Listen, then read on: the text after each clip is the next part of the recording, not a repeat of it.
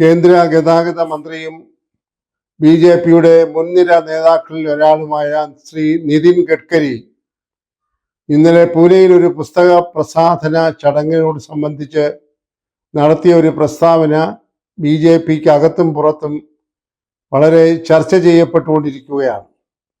ഭരണാധികാരികൾ ആത്മപരിശോധന നടത്തണം, വിമർശനങ്ങളെ സഹിഷ്ണുതയോടുകൂടെ സമീപിക്കണം എന്ന വലിയ ഒരു സന്ദേശമാണ് അദ്ദേഹം ആ സമ്മേളനത്തിൽ നൽകിയത്. അത് സ്വാഭാവികമായി ആരെയൊക്കെ ബാധിക്കുമെന്ന് രാഷ്ട്രീയ ബോധമുള്ളവർക്ക് എല്ലാവർക്കും അറിയാം. നമുക്കറിയാം, ഇന്ത്യയിൽ ഭരിക്കുന്ന ബി.ജെ.പിയുടെ ഏറ്റവും മുൻനിരയിൽ നിൽക്കുന്ന 4-5 നേതാക്കളിൽപ്പെട്ട ഒരാളാണ് ഈ നിതിൻ ഗഡ്കരി. അപ്പോൾ അദ്ദേഹം ഇത് പറയുമ്പോൾ അദ്ദേഹത്തിന്റെ പാർട്ടിയിലുള്ള നേതാക്കളെയും അത് സ്പർശിക്കുമെന്ന് നന്നായി ബോധ്യത്തോടുകൂടിയാണ് അദ്ദേഹം ഇത് പറഞ്ഞിരിക്കുന്നത്.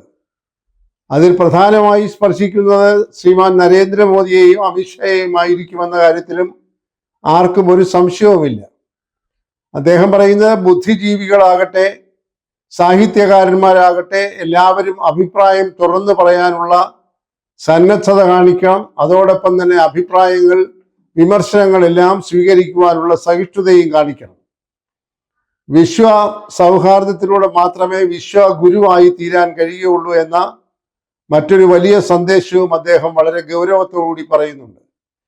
ഒരാളിൻ്റെ വ്യക്തിത്വത്തെ അളക്കുന്നത് അദ്ദേഹത്തിൻ്റെ മതത്തിൻ്റെയോ സംസാരിക്കുന്ന ഭാഷയുടെയോ കഴിക്കുന്ന ഭക്ഷണത്തിൻ്റെയോ അടിസ്ഥാനത്തിലാകാൻ പാടില്ല എന്നും മതസൗഹാർദ്ദമാണ് ഭാരതത്തിൻ്റെ ഏറ്റവും വലിയ മുഖമുദ്രയെന്നും അദ്ദേഹം എടുത്തു പറയുന്നു.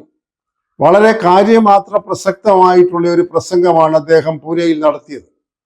ഇതിനൊരു രാഷ്ട്രീയ പ്രാധാന്യം കൂടിയുണ്ട്. മഹാരാഷ്ട്രക്കാരനാണ് ഈ നിതിൻ ഗഡ്കരി. അദ്ദേഹത്തിന് RSSുമായി വളരെ അടുത്ത ബന്ധമുള്ളയാളാണ്. മഹാരാഷ്ട്രയിൽ ഒരു നിയമസഭാ തെരഞ്ഞെടുപ്പ് നടക്കാനിരിക്കുകയാണ്. വളരെ വൈകാതെ തന്നെ മഹാരാഷ്ട്രയിൽ തെരഞ്ഞെടുപ്പ് നടക്കും.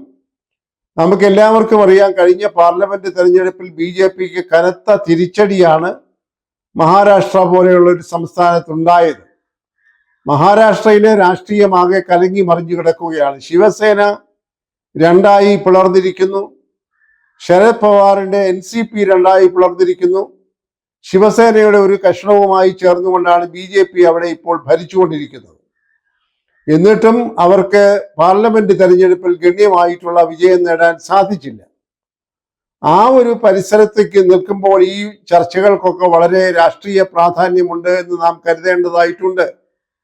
ഗഡ്കരിയെ പോലെ RSSുമായി ബന്ധമുള്ള ഒരാൾ ഇത് പറയുമ്പോൾ എവിടെയൊക്കെയാണ് ആ കൂരമ്പുകൾ തറയ്ക്കുന്നത് എന്നതിനെ കുറിച്ച് നേതാക്കന്മാർ ബോധ്യപ്പെട്ടു തുടങ്ങിയിട്ടുണ്ട്. അത് ചർച്ചയ്ക്ക് വിധേയമായിട്ടുമുണ്ട്.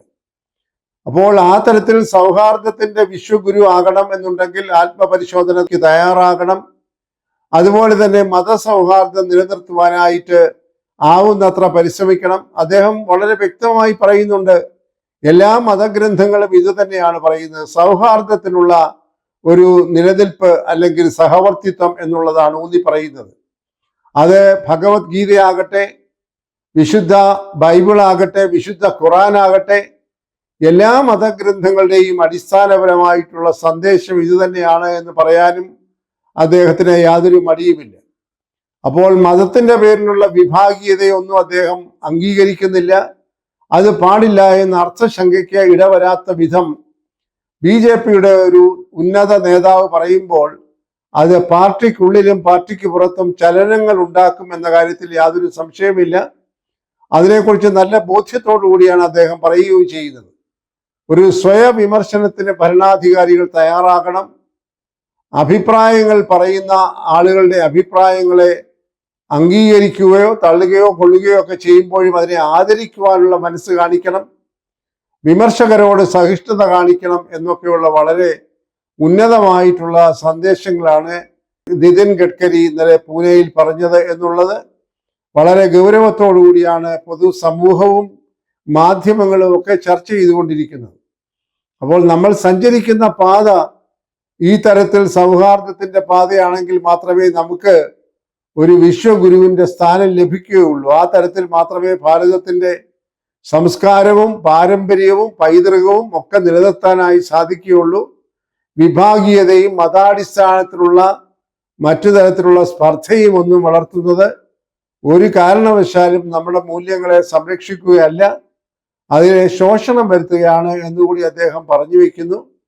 എന്തായാലും ഇത് ഗൗരവമായി ചർച്ചയ്ക്ക് വിധേയമായിട്ടുണ്ട്. ഇതിൻ്റെ താത്വികമായിട്ടുള്ള പ്രാധാന്യത്തെക്കാൾ ഉപരി ഇതിൻ്റെ രാഷ്ട്രീയ പ്രാധാന്യവും ഇപ്പോൾ എല്ലാവരും നേരായി കാണുകയും ചർച്ച ചെയ്യുകയും ചെയ്യുന്നുണ്ട്.